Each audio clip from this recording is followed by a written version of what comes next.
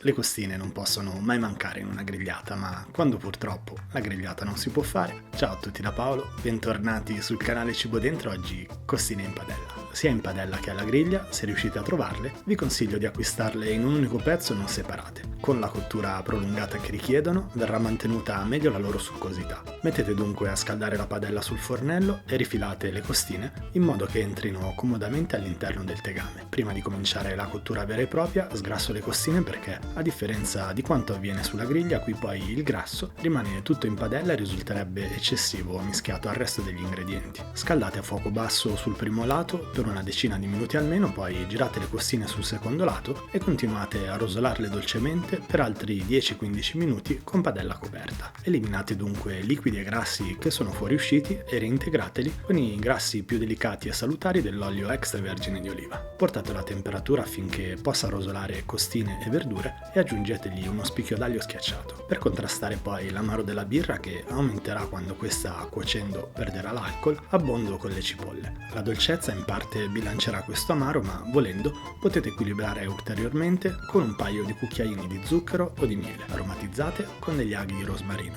regolati di sale e di pepe, poi coprite la padella per aiutare le cipolle a stufarsi e ammorbidirsi. Dopo una ventina di minuti circa, le cipolle saranno leggermente bruciacchiate e in parte cotte e potete aggiungere la birra necessaria per coprire tutti gli ingredienti in padella. Ora distribuite gli ingredienti distanziandoli nel liquido di cottura e lasciate cuocere a fuoco medio-basso per almeno un'ora e mezza. Tenete conto che nelle fasi precedenti, tra sgrassatura e stufatura della cipolla, sarà già passata circa un'ora. Con questa ora e mezza di cottura arriviamo a 2 ore e mezza totali. Ci saranno poi altri 30 minuti che saranno necessari a far restringere il liquido rimasto, portando la cottura totale a circa 3 ore.